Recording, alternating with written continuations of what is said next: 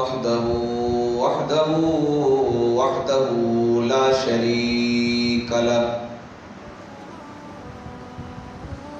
لا شريك له ولا نظير له ولا ند له ولا مثل له ولا وزير له ولا مقاسم له ولا مضارع له ولا مثال له.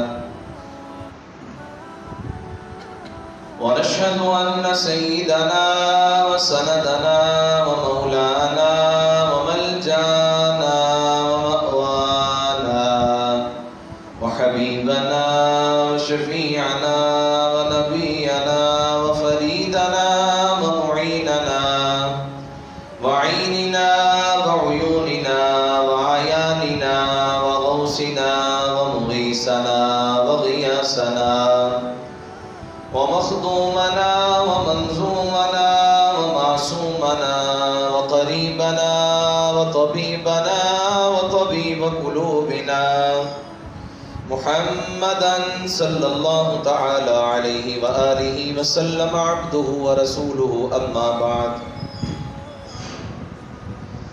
فقد قال الله تبارك وتعالى في الكلام المجيد والفرقان الحميد. بسم الله الرحمن الرحيم.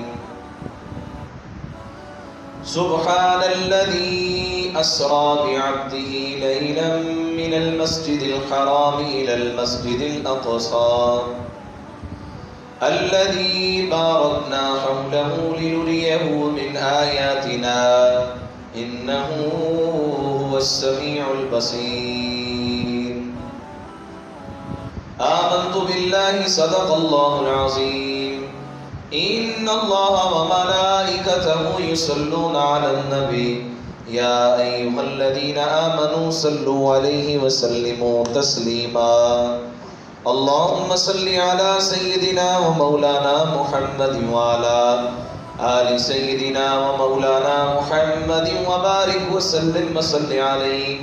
الصلاة والسلام عليك يا سيدي يا رسول الله. الصلاة والسلام عليك يا سيدي يا حبيب الله. الصلاة والسلام عليك يا سيدي يا خاتم النبيين. سارے حضرات پڑھیں. الصلاة والسلام عليك يا سيدي يا خاتم النبيين وعلى آلك وأصحابك يا سيدي يا رحمة للعالمين. مولاي صل وسلم دائما ابدا على حبيبك خير الخلق كلهم محمد سيد الكونين والثقلين والفريقين من عرب ومن عجم. يا رسول الله انظر حالنا يا حبيب الله اسمع قالنا إننا في بحر غم مغرق خذ يدي سهل لنا أشقالنا. ما إن مدحت محمدا بمقالتي ولكن مدحت مقالتي بمحمد صلى الله عليه وآله وسلم. میرے نہایت واجب الاحترام دوستو بزرگوں سامعین و ناظرین، اللہ جل وعلا کی حمد و ثنا کے بعد نبی کریم رؤوف الرحیم شفیع معظم نور مجسم خاتم پیغمبراں خلاصہ کائنات اللہ کے پیارے امت کے سہارے رب کے محبوب دانائے غیور حضرت نبی رحمت صلی اللہ علیہ وآلہ وسلم کی بارگاہ اقدس میں لاکھوں کروڑوں درودوں کا نذرانہ پیش کرنے کے بعد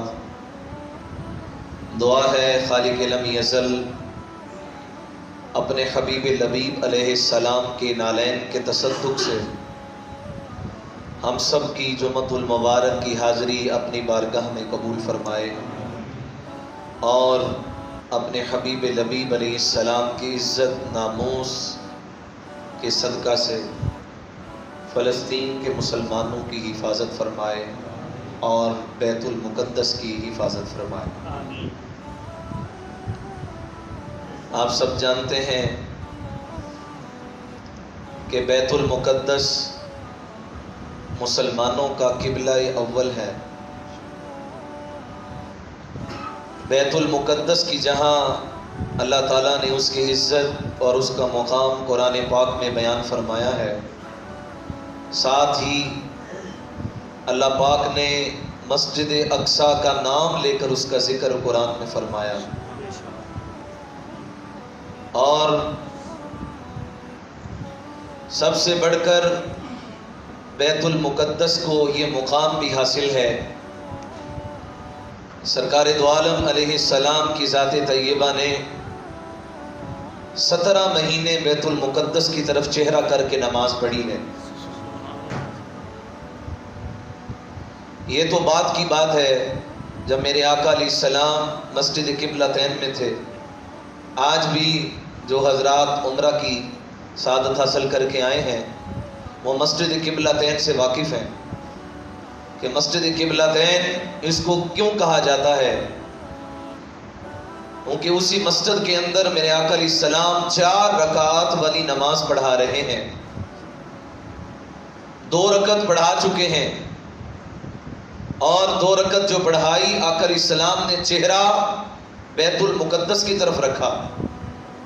یہ بیت اللہ ہے، یہ بیت المقدس ہے، دونوں ایک دوسرے کے متضاد میں ہیں، یعنی اپوزٹ ڈائریکشن ہے، دونوں کی مخالف سمت ہے۔ یہ مسجد اقصیٰ، یہ مسجد حرام، اور آقا علیہ السلام اور حضور کے غلام مسجد اقصیٰ کی طرف چہرہ کر کے نماز پڑھ رہے ہیں، اور میرے آقا غلاموں کو نماز پڑھا رہے ہیں۔ اور وہ نماز کتنی شان والی ہوگی کہ مقتدی ابو بکر و عمر ہوں گے اور امام نبیوں کے امام تاجدار کائنات ہوں گے۔ اس نماز کا مقام کیا ہے؟ وہ نماز میری اور آپ کی نہیں ہے، وہ نماز مولا علی شیر خدا کی ہے، وہ نماز حیدر کرار کی ہے، وہ نماز عثمان ذی النورین کی ہے، وہ نماز عبد الرحمن ابن عوف کی ہے، وہ نماز حضرت سیدنا بلال کی ہے، وہ نماز حضرت سیدنا طلحہ کی ہے، حضرت سیدنا زبیر کی ہے۔ بڑے بڑے جلیل القدر صحابہ میرے آقا کے پیچھے ہاتھ باندھ کر کھڑے ہیں، اور میرے آقا نماز پڑھا رہے ہیں۔ 2 رکعت پڑھا چکے، ابھی 2 رکعت پڑھانے کے بعد میرے آقا علیہ السلام نے اپنے چہرہ انور کو آسمان کی طرف اٹھایا، اور دل کے اندر یہ خیال آیا، کاش یہ بیت اللہ ہمارا قبلہ بن جائے۔ بس آسمان کی طرف چہرہ اٹھانے کی دیر تھی، اللہ پاک نے فوراً دوسرے سپارے کی آیت نازل فرمائی، فَلَنُوَلِّيَنَّكَ قِبْلَةً تَرْضَاهَا، اے محبوب ہم آپ کا چہرہ آسمان کی طرف اٹھتا ہوا دیکھ رہے ہیں۔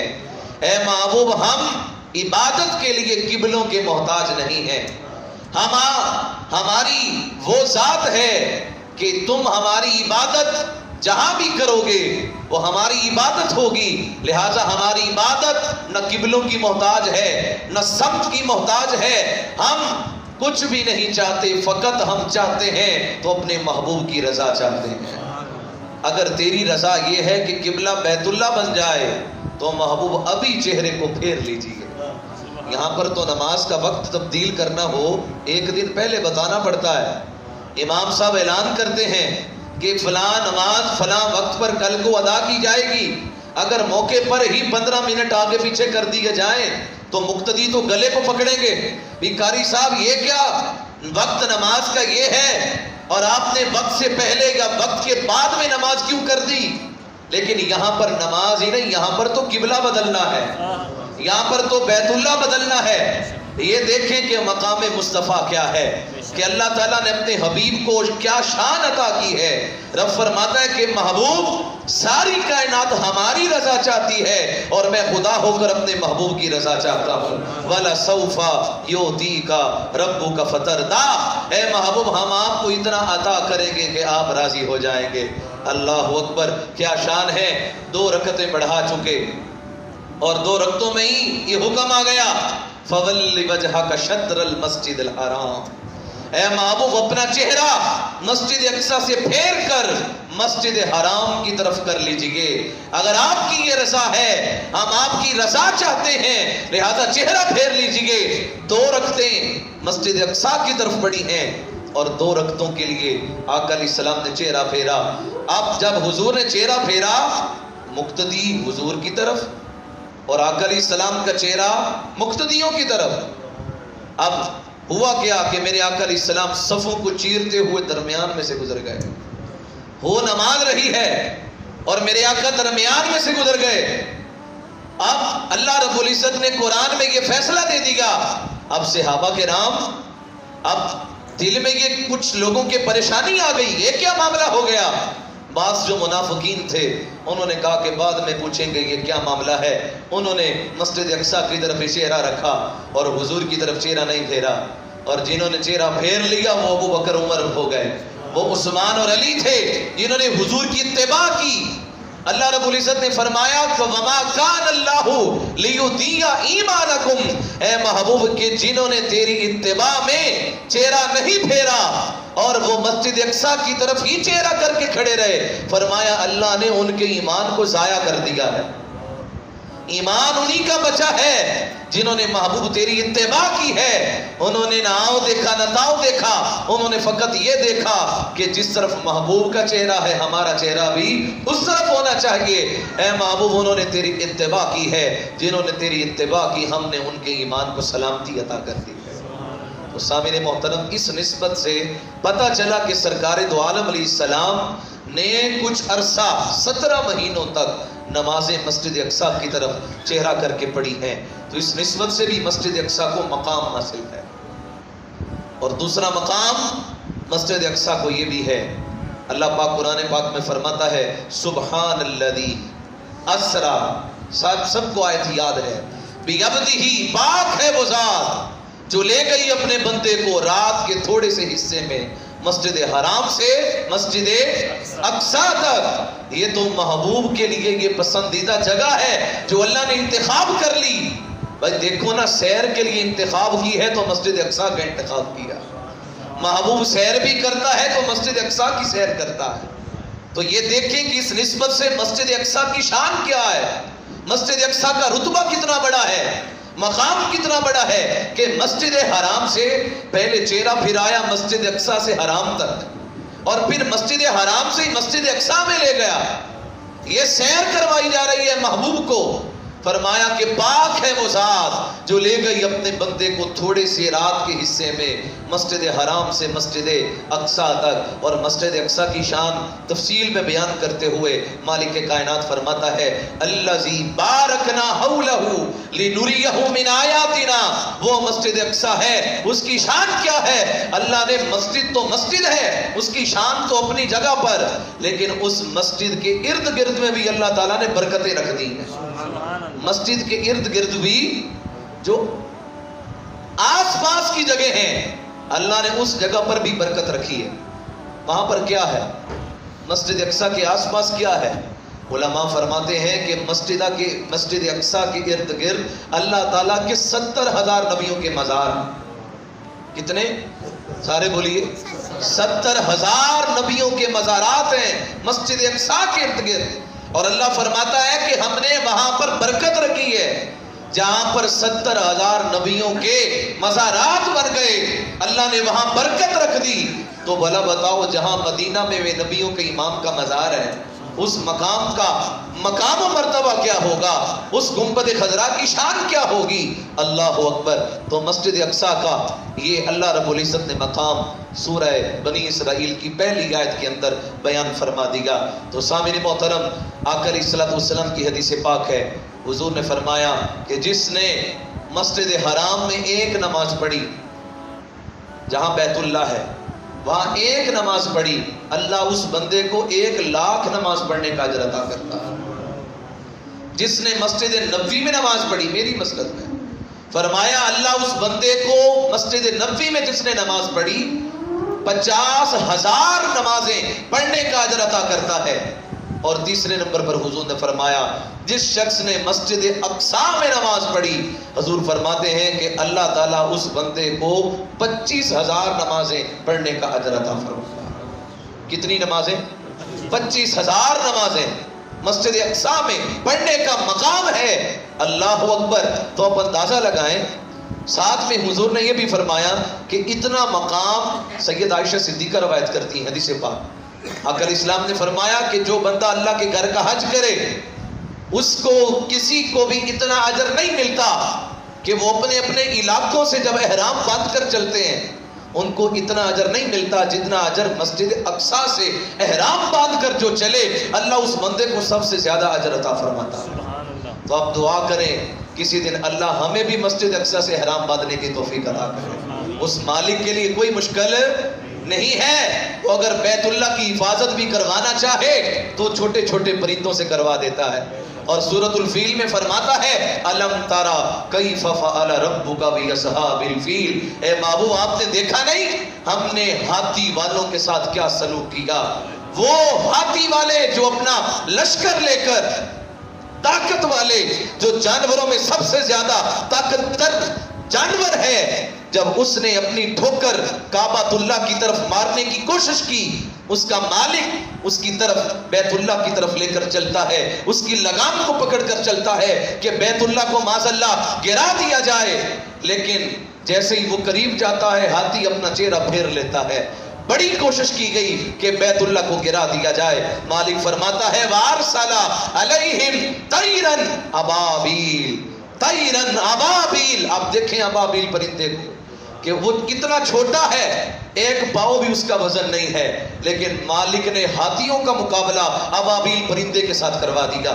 تو آپ بتائیں کہ مالک کے لیے کوئی چیز مشکل نہیں ہے، وہ چھوٹے چھوٹے پرندوں کے ساتھ، اور اللہ رب العزت نے ان پرندوں کی منہ کے اندر چھوٹی چھوٹی کنکریاں دے دی، کنکریاں، اور حتیٰ کہ علماء فرماتے ہیں کنکریوں کے اوپر جس جس دشمن کا نام لکھا ہوا تھا وہ پرندے اسی دشمن کے اوپر جا کر وہ کنکریاں گراتے تھے۔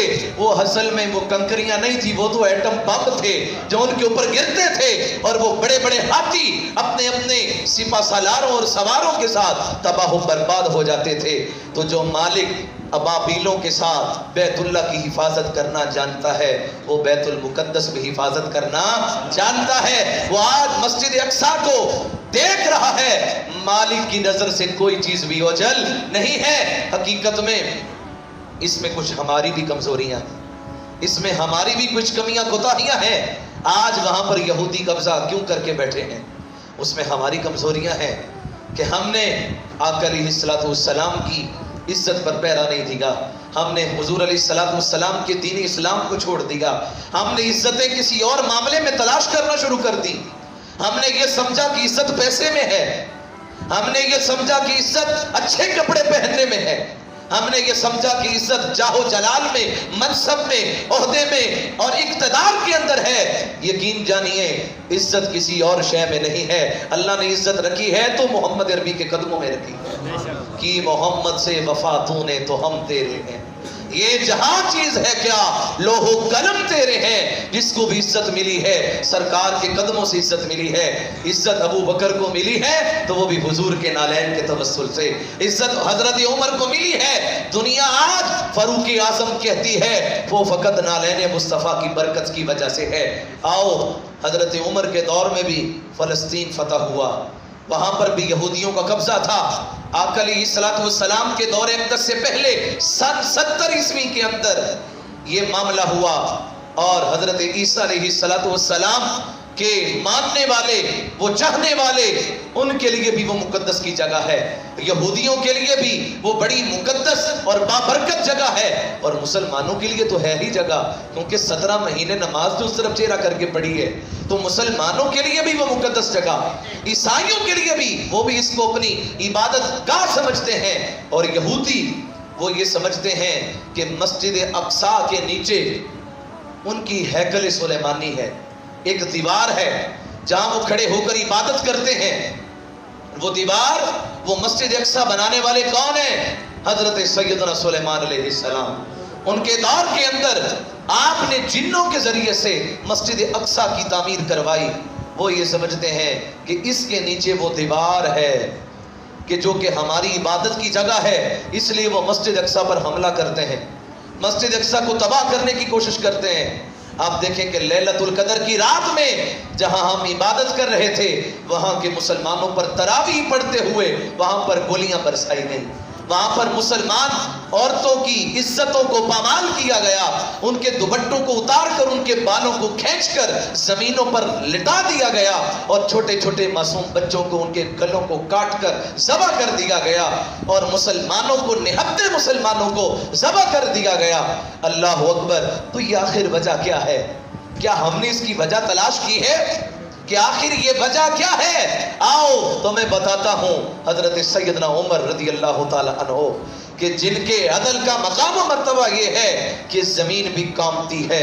اللہ اکبر! حضرت عمر رضی اللہ تعالیٰ عنہ کے دور کے اندر فلسطین فتح ہوا، اس وقت بھی آپ کے دور کے اندر یہودیوں کا قبضہ تھا۔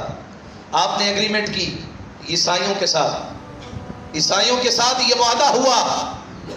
عیسائی کہنے لگے کہ یہ یہاں پر یہودیوں کو روکا جائے، یہودی یہاں پر نہ آئے۔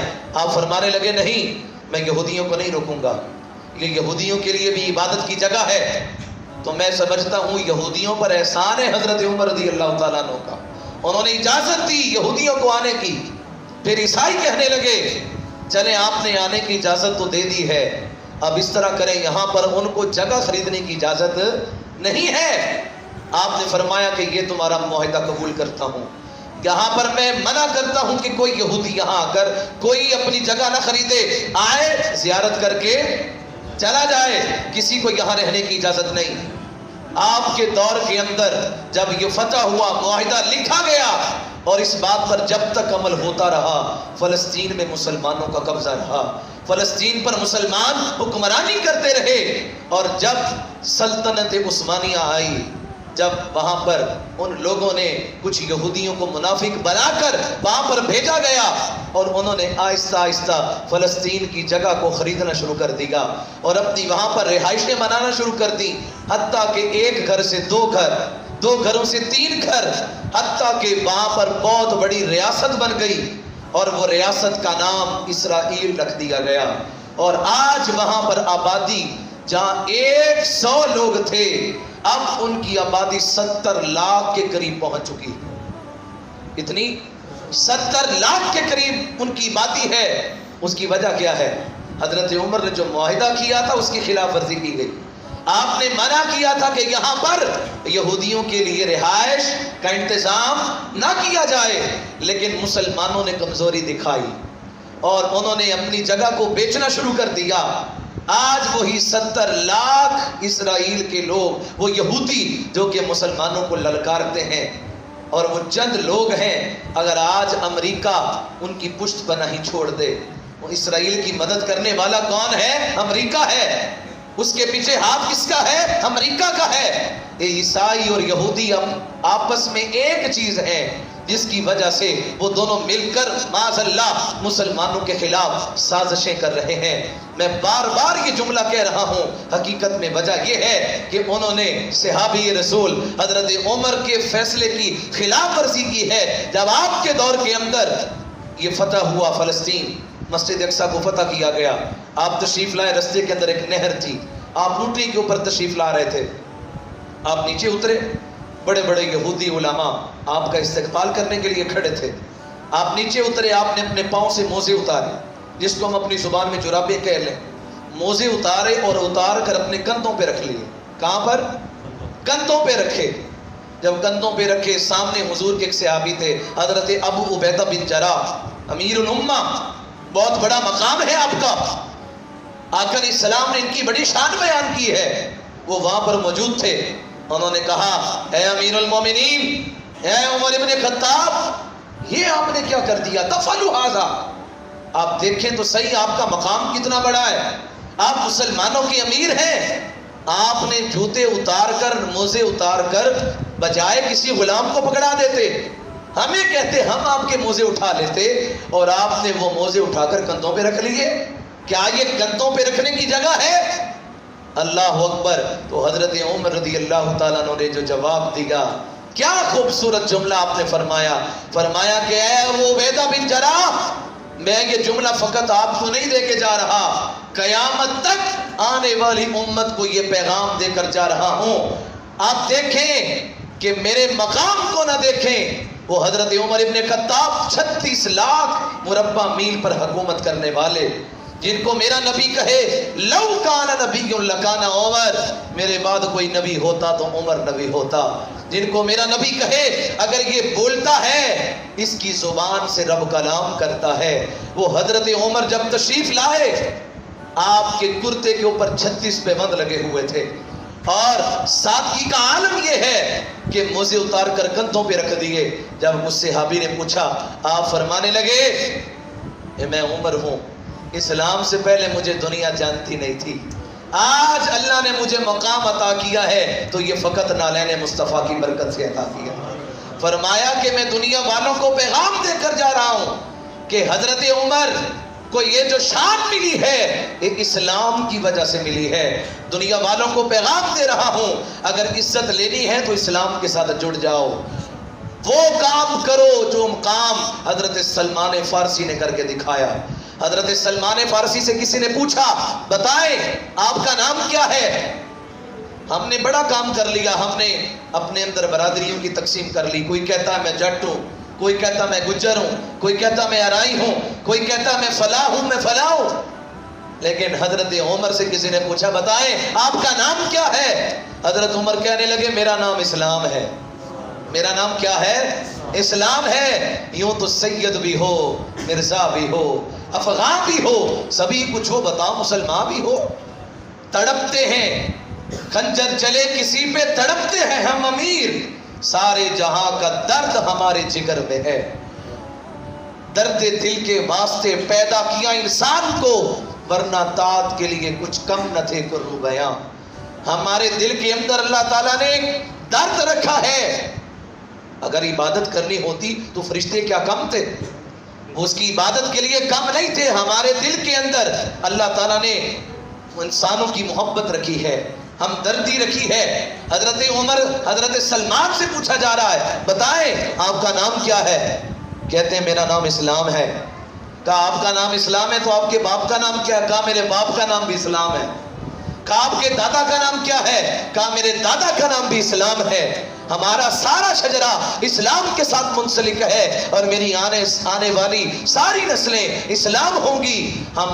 ہمارے آپس کے معاملات جو بھی ہوں، لیکن جب دنیا ہمارا تعارف پوچھے گی، ہم اپنا نام نہیں بتائیں گے، ہم اپنی برادری نہیں بتائیں گے، ہم ان کو بتائیں گے ہم ایک لوگ ہیں، ہم مسلمان ہیں، اور ہمارا دین، ہمارا مذہب اسلام ہے۔ اور اسلام کیا ہے؟ اگر کسی ایک مسلمان کو تکلیف ہوتی ہے تو دوسرا مسلمان بھی تڑپتا ہے۔ اس مسلمان کی تعریف کیا ہے؟ یہ مسلمان ایک جسم واحد کی طرح ہے۔ جب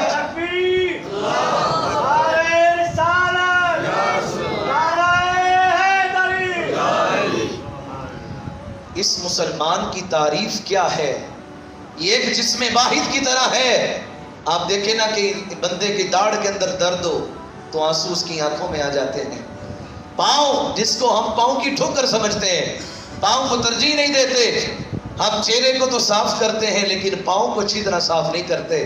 لیکن اگر اسی پاؤں کی چھوٹی انگلی کو تکلیف ہو تو ہم ساری رات سو نہیں سکتے۔ ہم کیا کہتے ہیں؟ کیونکہ ہمارا وہ جسم کا حصہ ہے، ہمارے جسم کا عضو ہے، ہمارے جسم کے ساتھ منسلک ہے۔ آقا علیہ السلام نے ایک جملے کے اندر بات کہہ کر بات ختم کر دی، فرمایا مسلمان ایک جسم واحد کی طرح ہے۔ وہ فلسطین کے لوگ جن کے ساتھ ہمارا شجرہ نہیں ملتا، ہمارا خون نہیں ملتا، ہماری ان کے ساتھ برادری نہیں ملتی، ہمارا علاقہ ان کے ساتھ نہیں ملتا، ان کا ملک اور ہے، ہمارا ملک اور ہے۔ بے شک یہ ساری باتیں سچی ہیں، لیکن یہ بھی تو دیکھو وہ بھی مصطفیٰ کے غلام ہیں، ہم بھی مصطفیٰ کے غلام ہیں۔ وہ بھی حضور کا کلمہ پڑھنے والے ہیں، ہم بھی حضور کا کلمہ پڑھنے والے ہیں۔ اللہ اکبر۔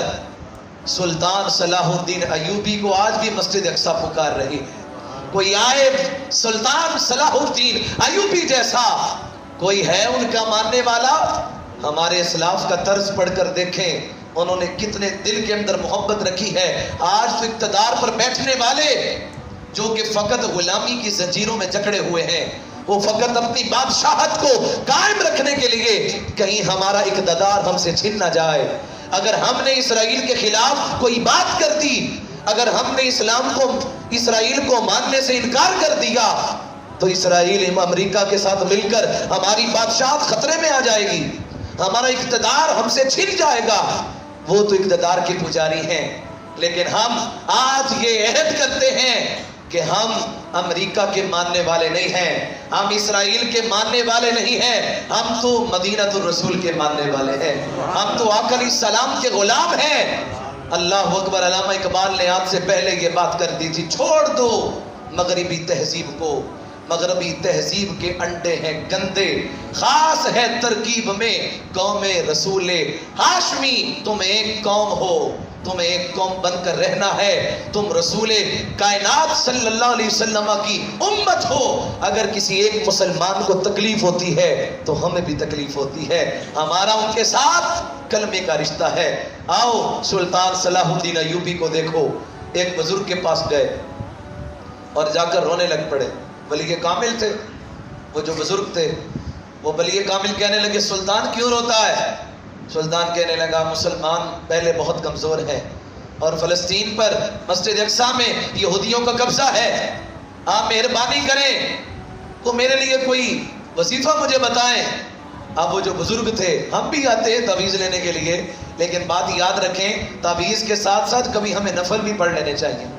جہاں تعویذ لیتے ہیں وہاں رب کی بارگاہ میں جھکنا بھی چاہیے.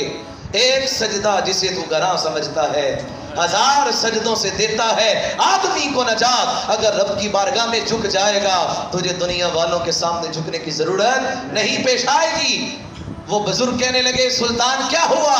سلطان کہنے لگا کہ دشمنوں کے 2 بحری جہاز جو کہ فلسطین میں آ رہے ہیں، اور وہ یہودی ہیں، اور مسلمانوں کے پاس نہ اسلحہ ہے نہ طاقت ہے، تعداد کم ہے، اور وہاں پر یہودی قابض ہونے کی کوشش کر رہے ہیں. وہ بزرگ کہنے لگے تو گھبرانا، ایسا کر تو بھی دعا کر میں بھی دعا کرتا ہوں، تو بھی دعا کر میں بھی دعا کرتا ہوں. یاد رہے دوائیاں بعد میں ہیں، رب کی بارگاہ میں دعا پہلے ہے.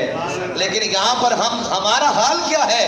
جہاں دوائیاں جب جواب دے جاتی ہیں پھر ہم دعا کی طرف آتے ہیں. یہ کام نہ ہو، پہلے ہمیں دعا سے کام لینا چاہیے، رب کی بارگاہ میں جھکنا چاہیے، رب کی مدد حاصل کرنا چاہیے. یہاں دیکھو جب غزوہ بدر ہوا تھا، ساری رات وہ دشمن، وہ کافر، وہ یہودی، وہ ساری رات نشے کی حالت میں رقص کرتے رہے، وہ ناچتے رہے، شراب پیتے رہے. اور لیکن یہاں پر میرے نبی کائنات صلی اللہ علیہ وسلم حضرت ابوبکر کہتے ہیں کہ ساری رات حضور سجدے کی حالت میں رہے، ساری رات رب کی بارگاہ میں جھکے رہے اور دعائیں کرتے رہے، اے اللہ ہماری مدد فرما، اے اللہ ہماری مدد فرما. آقا علیہ السلام بتا رہے ہیں جہاں انسان رب کی بارگاہ میں جب مدد کی طلب کرے گا وہاں اس کو رب کی بارگاہ میں جھکنا بھی پڑے گا، وہاں عبادت بھی کرنی پڑے گی. یہ نہ ہو کہ تم دوسرے ساز و سامان میں مصروف ہو جاؤ اور نماز کو بھول جاؤ اور نماز کو پیچھے چھوڑ دو. اللہ اکبر. سلطان صلاح الدین ایوبی کہتے ہیں بس ہوا کیا، اس بزرگ نے مجھ سے کہا کہ میں بھی دعا کروں گا، آپ تم بھی دعا کرو.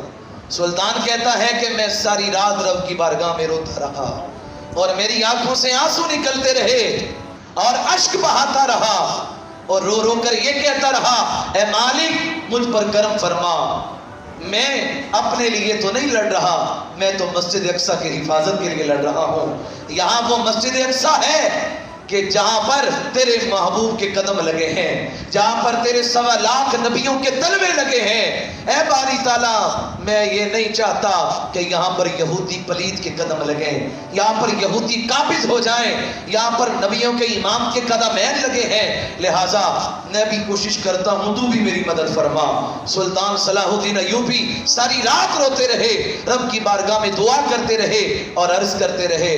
اگلے دن سلطان صلاح الدین بھاگتے ہوئے خوشی کی حالت میں اسی بزرگ کے پاس آئے اور آ کر کہنے لگے بابا جی مبارک ہو، اللہ تعالیٰ نے ہمیں فتح عطا فرما دی ہے. کہا فتح عطا فرما دی۔ بزرگ کہنے لگے ہوا کیا؟ کہا وہ جو دو بحری جہاز آ رہے تھے یہودیوں کے، وہ دونوں سمندر کے اندر غرق ہو گئے، اللہ نے ان کو تباہ کر دیا۔ وہ بزرگ کہنے لگے وہ سمندر کے اندر غرق نہیں ہوئے، وہ تو تیرے آنسو کے اندر غرق ہو گئے ہیں۔ جہاں پر تو نے کوشش کی ہے، رب کی بارگاہ میں دعا کی ہے، اللہ نے تیری دعا کو قبول فرما لیا ہے۔ آج بھی مسجد اقصی صلاح الدین ایوبی کو پکار رہی ہے۔ جب مسجد اقصی کو اس نے فتح کیا، مسجد اقصی کے اندر ممبر لگایا گیا، ممبر مصطفیٰ کو سجایا گیا، اور صلاح الدین ایوبی کہتا ہے خدا کی قسم میں نے ساری زندگی نیا لباس نہیں پہنا، لیکن جب مسجد اقصی کو میں نے فتح کیا میں نے نیا سوٹ پہنا، نیا لباس پہنا، اور میں ممبر کے اوپر بیٹھا اور میں نے بڑے بڑے قاریوں کو بلایا جن کی آوازیں خوبصورت تھیں، اور میں نے ان سے کہا مسجد اقصی کے کونوں میں کھڑے ہو جاؤ۔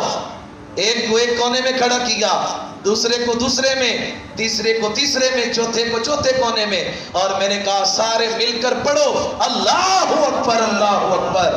میں نے سب سے کہا سارے یک زبان ہو کر، یک لخت ہو کر، ایک زبان کے ساتھ اللہ کی صدا بلند کرو، اللہ کا نام بلند کرو۔ اور جب اذان دی گئی، ان قاریوں نے جب اذان دی خوبصورت آواز کے ساتھ، کہنے والے کہتے ہیں لاکھوں کا مجمع مسجد اقصی میں تھا، جیسے ہی آواز بلند ہوئی سب کی، ایسے لگتا تھا جس طرح سب کی روح پرواز کر جائے گی۔ یہ حالت ہو چکی تھی مسلمانوں کے دلوں کے اندر، خوشی کا عالم یہ تھا کہ خوشی کے ساتھ کہیں روح نہ نکل جائے۔ اللہ تعالیٰ نے وہاں مسلمانوں کو یہ فتح عطا فرمائی، اور وہاں پر محی الدین ابن زکی نے خطبہ پڑھا، اور خطبہ اس نے کیا پڑھا، اس کا ترجمہ کیا ہے، کیونکہ وہ خطبہ تو عربی میں تھا، وہ کتنا خوبصورت خطبہ پڑھا گیا۔ اللہ اکبر۔ محی الدین ابن زکی نے پڑھا، کہا تمام تعریفیں اس اللہ کے لیے جس نے کافروں کے ارادے کو شکست میں تبدیل کر دیا، اور اللہ نے ہمیں فتح عطا فرما دی ہے۔ خطبہ پڑھا گیا اور اللہ کی تعریف بیان کی گئی، کہا کہ کافروں کے ارادوں کو پسے بشت ڈال دیا گیا، ہم نے رب سے مدد مانگی ہے، اللہ نے ہماری دعا کو قبول فرمایا، اللہ نے مسجد اقصی کی حفاظت فرمائی ہے۔ اور ساتھ میں سارا خطبہ پڑھنے کے بعد کہا ہم محمد عربی پر بھی درود بھیجتے ہیں اور ان کی آل پر بھی درود و سلام بھیجتے ہیں۔ یہ غلامی کا ثبوت بھی پیش کیا، سلطان صلاح الدین ایوبی نے یہ غلامی کا ثبوت بھی پیش کیا ہے۔ یہ ہم جو اذان سے پہلے جو درود و سلام پڑھتے ہیں، یہ رائج کرنے والا بھی سلطان صلاح الدین ایوبی ہے۔ اس کے دور کے اندر بڑے بڑے بادشاہوں پر سلام بھیجا جاتا تھا، السلام علیکہ یا فلاں ابن فلاں، فلاں بادشاہ کو سلام ہو، اس کے باپ پر بھی سلام ہو۔ لیکن صلاح الدین کہنے لگا ہماری سلطنت کے اندر محمد عربی سے بڑھ کر کوئی بادشاہ نہیں ہے، لہذا مسجد کے اندر کسی بادشاہ کو سلام نہیں کیا جائے گا، سلام کیا جائے گا تو فقط محمد عربی کو سلام کیا جائے گا۔ یہ سلام کا آغاز کرنے والا بھی صلاح الدین ایوبی ہے، اور جہاں جہاں تک قیامت تک حضور کی ذات پہ مساجد کے اندر درود و سلام پڑھا جائے گا، اللہ تعالیٰ اس کا اجر صلاح الدین ایوبی کو بھی عطا فرمائے گا۔ اللہ اکبر۔ تو سامعین محترم، درود و سلام پڑھا گیا، آ کر اس سلام کی ذات طیبہ پر بعد میں سلطنت عثمانیہ آئی، اور جیسے میں نے پہلے آپ کے سامنے حقیقت بیان کی، زمینوں کو بیچا گیا۔ بتانے کا مقصد یہ ہے کہ ہمارے اسلاف یہ تھے، ہمارے اسلاف کا طریقہ یہ تھا کہ ان کو اللہ تعالیٰ نے اتنی جرأت عطا کی تھی، اتنی طاقت عطا کی تھی کہ وہ منافقین کے سامنے آنکھوں کے اندر آنکھیں ڈال کر بات کرنا جانتے تھے، بڑے بڑے بادشاہوں کا سر قلم کرنا جانتے تھے۔ آج ہمارے لیڈر پریشان کیوں ہو گئے؟ وہ تو فقط اپنی کرسی بچانے کے لیے یہاں بیٹھے ہیں۔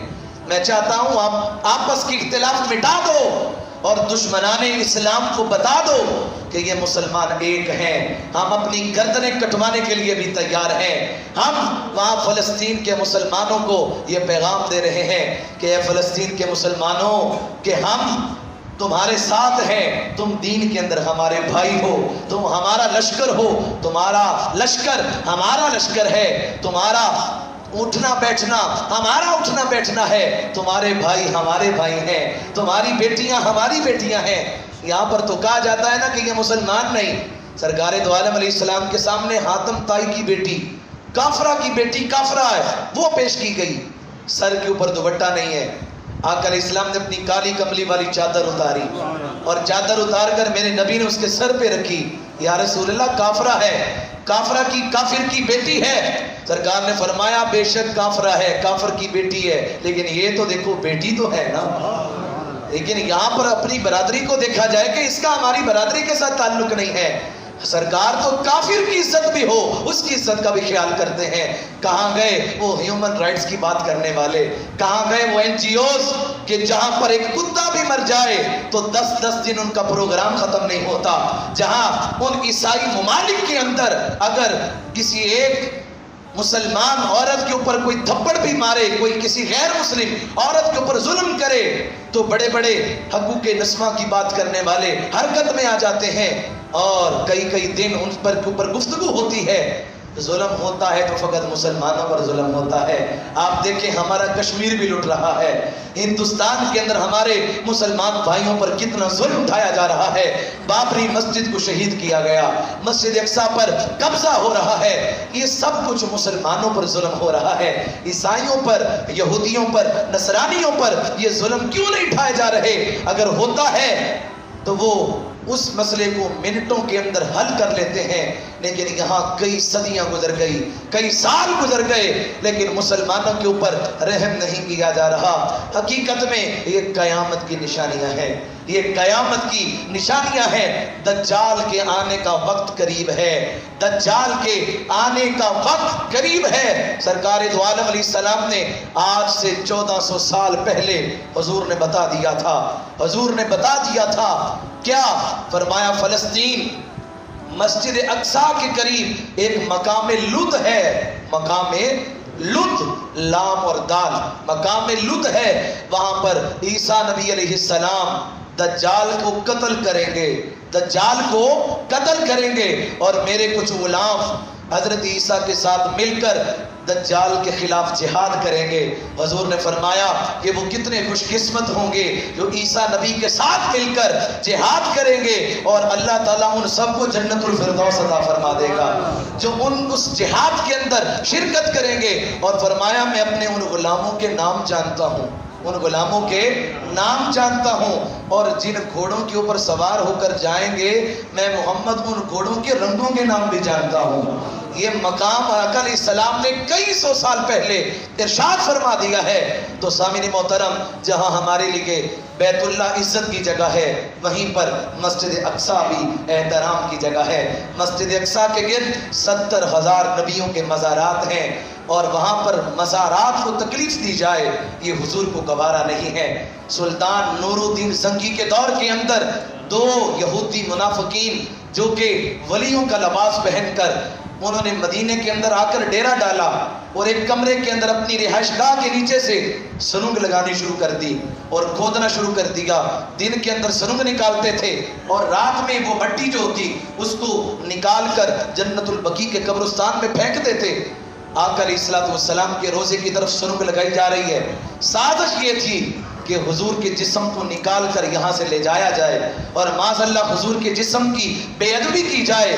سرنگ جاری ہے حتیٰ کہ حضرت عمر کے قبر کو کھودا گیا, حضرت عمر کے پاؤں نظر آنے لگے.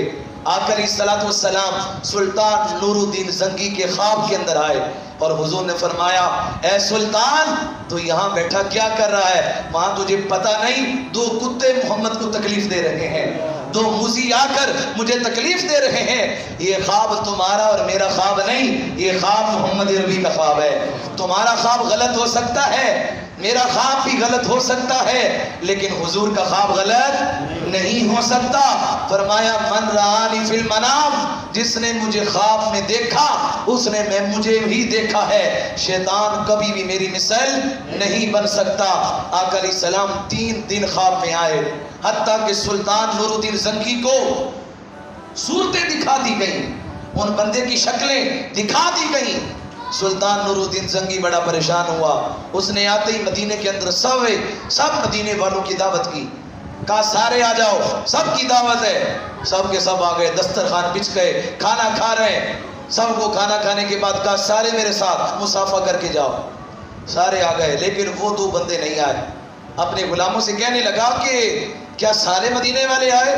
کہا بچے بھی ہیں، مرد بھی ہیں، عورتیں بھی ہیں، بوڑھے بھی ہیں، جوان بھی ہیں، سب آ گئے، لیکن 2 بندے نہیں آئے۔ انہوں نے کہا وہ 2 کون ہیں؟ کہا وہ تو خود بہت بڑے ولی ہیں، وہ تو خود بہت بڑے سخی ہیں، وہ تو صدقہ کرتے ہیں، درویش ہیں۔ یاد رہے ہر درویش کے اوپر اعتماد نہ کیا کرو، ہر ولی کے اوپر اعتماد نہ کیا کرو۔ یہ ولیوں کے اندر چھپے ہوئے منافقین ہیں جنہوں نے ولیوں کا لباس اوڑھ کر جو کہ عوام الناس کو گمراہ کر رہے ہیں۔ اللہ اکبر کا ان کو بلایا جائے۔ جب ان کو بلایا گیا وہی شکلیں جو خواب میں دکھائی گئی تھیں، یہ وہی 2 بندے تھے۔ اللہ اکبر، گھر کی تلاشی لی گئی تو وہی ہتھیار ملے جن کے ساتھ سروں کو کھودتے تھے، مٹی ملی۔ اللہ اکبر، اس نے فوراً حکم دیا پکڑو ان بدبختوں کو اور جانوروں کی پیٹھوں کے ساتھ باندھو اور ان کو درمیان میں سے چیر دو، سر قلم کر دو۔ یہ وہ بدبخت ہیں جنہوں نے میرے محمد عربی کو تکلیف دینے کی کوشش کی ہے۔ سرکار تو عالم علیہ السلام کے آپ کی قبر انور کو کھودنے والے ہوں تو حضور برداشت نہ کریں۔ آج مسجد اقصی میں وہاں 1 نبی نہیں، 2 نبی نہیں، 70,000 نبی ہیں، 70,000 نبی ہیں۔ تو بھلا بتاؤ اگر وہاں کوئی تکلیف دے گا تو وہ بھی حضور کو تکلیف ہو رہی ہے، وہ حضور کو نہیں بلکہ اللہ کو تکلیف ہو رہی ہے۔ رب فرماتا ہے جس نے میرے رسول کو تکلیف دی اس نے مجھے تکلیف دی ہے۔ لعنہم اللہ فی الدنیا والآخرہ، اور جو رسول کو تکلیف دیتا ہے دنیا میں بھی اس پر لعنت ہے، آخرت میں بھی اس پر لعنت ہے۔ سامعین محترم، آقا علیہ السلام نے فرمایا جب تم کسی برائی کو دیکھو اس کو طاقت سے روکو، اگر طاقت سے نہیں روک سکتے تو زبان سے روکو، زبان سے نہیں روک سکتے تو دل میں برا بھلا ضرور سمجھو۔ ہم اقتدار والے نہیں، ہمارے پاس حکومت نہیں، ہم عہدے میں نہیں ہیں، ہمارے پاس اتنی طاقت نہیں کہ ہم طاقت کا استعمال کر سکیں، لیکن اللہ نے زبان ضرور عطا کی ہے۔ ہمارے منہ کے اندر زبان ہے، ہم بول کر ضرور کہیں گے اور ان حکمرانوں کو جھنجھوڑیں گے۔ ہوش کرو، ہوش کے ناخن لو۔ وہ فلسطینی بھائی، وہ مجاہد ہمارے مسلمان بھائی ہیں، بعد چھوٹے چھوٹے بچے ہاتھوں کے اندر چھوٹے چھوٹے پتھر لے کر ان کا مقابلہ کر رہے ہیں۔ لاکھوں کی تعداد کے اندر یہودی ہیں اور چند ہزار مسلمان جو ان کا مقابلہ کر رہے ہیں۔ وہ چھوٹے چھوٹے پتھر مسلمانوں کے ایٹمی بم کا مقابلہ کر رہے ہیں۔ تو سامعین محترم، ہمیں چاہیے کہ ہم جس طرح ہو سکتا ہے ہم اپنی جان کا نذرانہ پیش کریں، مال کا نذرانہ پیش کریں۔ ہمارا تن من دھن سب کچھ مسجد اقصی کے لیے قربان ہے، وہ ہمارا قبلہ اول ہے۔ اس نسبت سے ہفتے جمعہ کی نماز کے فوراً بعد ایک مختصر سی ریلی کا اہتمام کیا ہے۔ صرف ہمارے گاؤں میں نہیں، پورے پاکستان کے اندر، پوری دنیا کے اندر، اسلامی ممالک کے اندر جہاں جہاں مسلمان بستے ہیں، سب آج یوم یکجہتی فلسطین کا اہتمام کر رہے ہیں، سب ان کے ساتھ حمایت کا اعلان کر رہے ہیں۔ انشاءاللہ آج ہم بقیہ نماز کے بعد، سلام پڑھنے کے بعد، ہم اسی اپنے مسجد والے چوک سے لے کر جنازگاہ والے چوک تک، جو ہمارا جنازگاہ کا چوک ہے، وہاں تک ہم مختصر سی ریلی کا اہتمام کریں گے اور آپ سب اس کے اندر ضرور شامل ہوں، بڑے بھی شامل ہوں، بزرگ بھی شامل ہوں، بچے بھی شامل ہوں۔ اور حضور نے جب فرمایا کہ اگر طاقت کے ساتھ کر سکو تو ضرور کرو، اگر زبان کے ساتھ روک سکو تو زبان کے ساتھ اس کو روکو۔ تو ہم طاقت کا استعمال تو نہیں کر سکتے، لیکن زبانیں اللہ نے عطا کی ہیں، ہم بول کر، ہم نعرے لگا کر، ہم زبان کا استعمال کر کے ہم حکمرانوں تک پیغام ضرور پہنچائیں گے اور دل کے اندر اس برائی کو ضرور برا سمجھیں گے کہ ہمارے مسلمان بھائیوں پر جو ظلم اور تشدد ہو رہا ہے۔ آپ سب بقیہ نماز کے بعد تشریف رکھیں اور اس ریلی کے اندر ضرور شامل ہوں اور اپنے مسلمان بھائیوں کے ساتھ حمایت کا اظہار کریں، محبت کا اظہار کریں۔ آخر کے اندر ایک شعر پڑھ کر اپنی بات کو اختتام کی طرف لاؤں گا۔ خواجہ میر درد نے کہا تھا، درد دل کے واسطے پیدا کیا انسان کو، درد دل کے واسطے پیدا کیا انسان کو، ورنہ طاعت کے لیے کچھ کم نہ تھے کرو بیاں۔ علامہ اقبال فرماتے ہیں، اخوت اس کو کہتے ہیں چبھے کانٹا جو کابل میں، اخوت اس کو کہتے ہیں چبھے کانٹا جو کابل میں، تو ہندوستان کا ہر پیر و جوان بےتاب ہو جائے۔ ہم پیر و جوان سے مراد کیا ہے؟ پیر بوڑھے کو کہتے ہیں، جوان جوان کو کہتے ہیں۔ جو جوانی میں ہے تو علامہ اقبال کہتے ہیں قوت کس کا نام ہے کہ کابل کے اندر اگر تمہارے کسی مسلمان بھائی کے پاؤں کے اندر کانٹا بھی چبھ جائے تو تمہیں بھی تکلیف ہونی چاہیے. آج وہاں پر کانٹا نہیں چبھ رہا, وہاں پر گلے کاٹے جا رہے ہیں. وہاں چھوٹے چھوٹے معصوم بچوں کو اگر ہم نے آج ان کی مدد نہ کی تو ایک وقت یہ بھی آئے گا کہ ہمارے پاکستان پر بھی یہ معاملہ ہو سکتا ہے. ہمارے پاکستان جہاں آج ہم پنکھوں کے نیچے بیٹھ کر بآسانی نماز پڑھ رہے ہیں, جس طرح آج وہاں پر رمضان کے مہینے کے اندر تراویح پڑھتے ہوئے مسلمانوں پر گولیاں برسائی گئیں, تو وہ وقت دور نہیں کہ وہ ہمارے ساتھ بھی ہو. اس سے پہلے کہ وہ معاملہ آئے ہمیں چاہیے کہ ہم یک زبان ہو کر, یک جسم ہو کر, ہم مل کر دشمنان اسلام کا مقابلہ کریں اور ان کا منہ توڑ جواب دیں, اور سیسا پلائی ہوئی دیوار کی طرح, جس میں واحد کی طرح کھڑے ہو کر دشمن کی آنکھوں کے اندر آنکھیں ڈال کر ان کو جواب دیں کہ مسلمان علیحدہ علیحدہ نہیں بلکہ مسلمان ایک ہیں, اور ہم ایک رہیں گے اور ایک امت ہیں, اور قیامت کے دن بھی ایک ہی امت رہیں گے. دعا کریں اللہ تعالی عمل کی توفیق عطا